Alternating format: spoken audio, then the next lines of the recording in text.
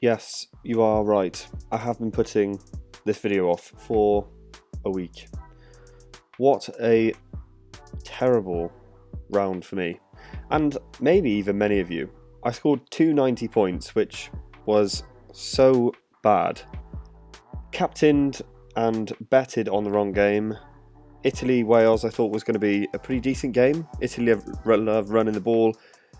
Didn't work out their way at all. It was raining in Italy, which whenever does that happen? And yeah, the ball was just kicked far too much, which meant basically no one had a chance to play the ball. So, terrible game by all accounts, and I had 7 players in my whole team from that game. So, not good. Captain choice was terrible. Super sub Dan Sheehan, everyone super subbed him, it seems, so didn't do great either. And yeah, a pretty abysmal performance. But good news is, it's fantasy rugby and there's always another week. So today's video we're going to go through the best captain options for round 3. I thought I'd pull up the team of the week, who was actually done by Get Your Kits Off. Very good name.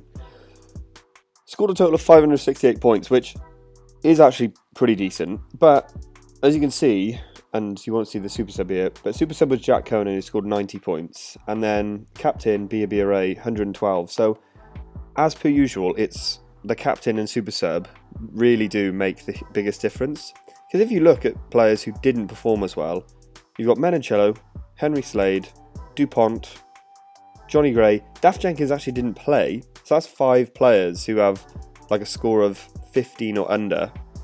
Well, and Xander Fagerson 6, and let's say Malvaca, 7 players who scored under 20 points. Similar to my team, to be honest, but my team just didn't have 112 and a 90 pointer in it.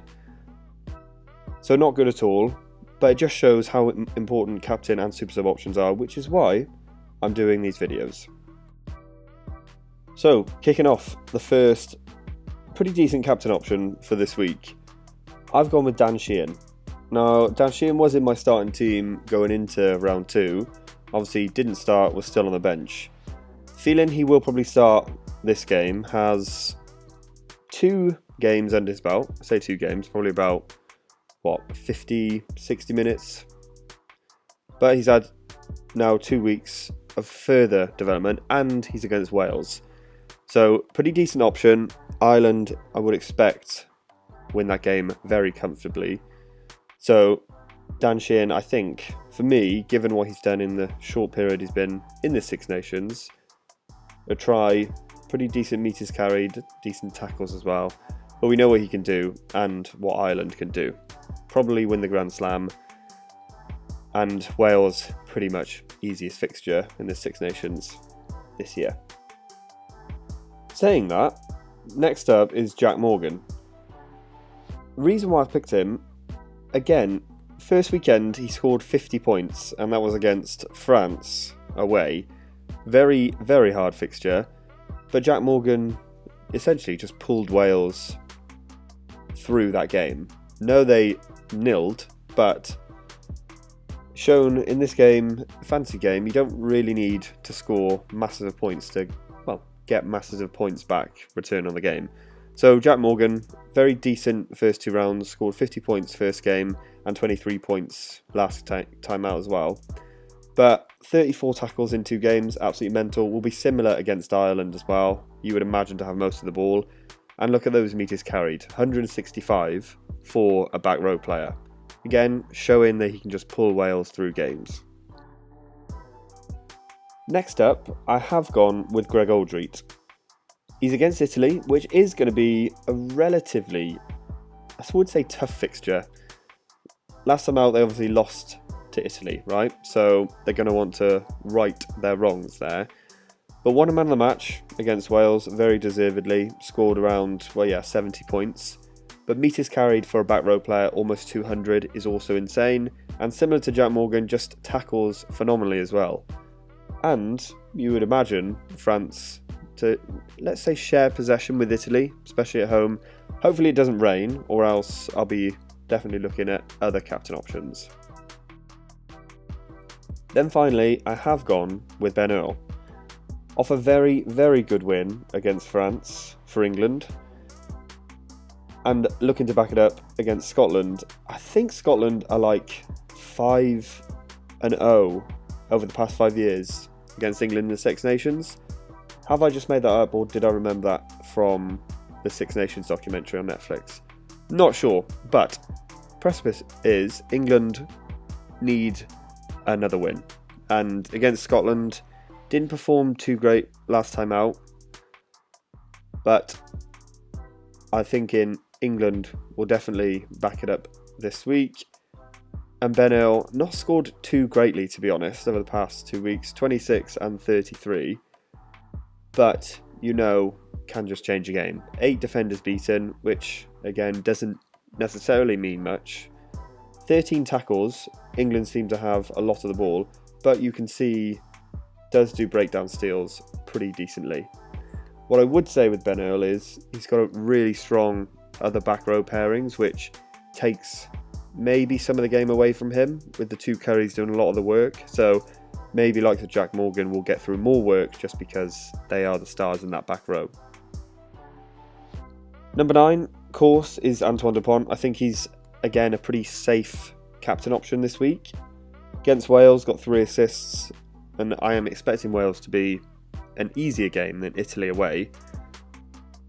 But look, it's Antoine Dupont, right? So know what he can do. Did have a poor game in terms of points last time out, 13. But he did almost score a try against England, just dropped the ball unfortunately, and could have had a handful of assists as well. So never count Dupont out, but 9s notoriously don't score overly great like others on the pitch. Gibson Park has also got a higher average score over the last 2 games, so take that as you will. Fly half, I've gone with Sam Prendergast. So decent scoring, only last time out, got 46 points, round 1 14, so not good at all. Obviously got that man of the match in round 2, but you can see pretty decent in terms of kicking and assists, so 2 assists and 6 penalty conversions respectively. I think for 10s, they'll have to get man of the match to have a very decent performance. As you can see, just under 50 points with a man of the match. But it is a decent option because they do have Wales away. Do I expect Jack Crowley to come on pretty early? Yes, I probably do. So you just have to wait and see, but Prendergast is in form right now. Then I've gone with James Lowe. Totally skipped the centres because, not captaining a centre after last time out with Menoncello. James Lowe is a very safe pick for scoring relatively well in fantasy. First round he scored 41 points and got 3 assists, which was absolutely mental to see, but also scored a try last time out. So his return game per game is pretty good. And look at those metres carried, 230, which is very decent. But he always seems to beat defenders as well. What I would say with James Lowe is he does always get in the game somehow, even if you think he's not in it, like say 60 minutes in. So again, pretty safe option, but always performs. Like I said in round 1 as well, Tomo Ramos is probably the safest captain option week on week. 37 in the first game, 34 in round 2. Again, we'll show stats very shortly now, but 50-22 he's scored already, as well as 8 penalties and conversions. Also got an assist, and metres carried is well above 200, so Ramos is very decent and does have Italy away, which will be a good fixture. Will it be as easy as Wales, like I said? Definitely not, but that might play into Ramos' hands, so might get a few more kicking opportunities because the game might be tighter, let's say. But like I said, if you want to captain anyone, just stick the captain on every week. I would do Ramos. And then finally, someone I had in my team going into round 2, but swapped out, mainly because looked at some of the comments and just changed my mind, which you should never do in fantasy, and I always advise against. But I did it. Won't be doing it again. Is Bielle-Biarrey. So, scored 4 tries and then 1 assist in 2 games. Pretty mental. I just think he's really good value. Like, I think he's 17 stars. Was 15 stars going into the game. Has Italy away, and again, the way France play, he will just end up getting on the end of the ball. Doesn't get utilised as much as probably France would like, but when he does get the ball, he does something special. So again, it may be similar to Penaud, right? Either one, it could be a coin toss on who you pick for captaincy or pick in general. But Italy away is a really good fixture, and Bielle-Biarrey is on class form at the moment. So they are some of the captain options that I recommend for round 3. Obviously we're a week out, don't know the teams yet. But also, totally messed up my captain option last time out. So I'm definitely going to go with a safer pick, probably, let's say, one of these. Menoncello last time was, I guess, a risky pick. Like, yes, Wales at home, it was a good fixture on paper. Didn't take into consideration the rain and how that would change the game.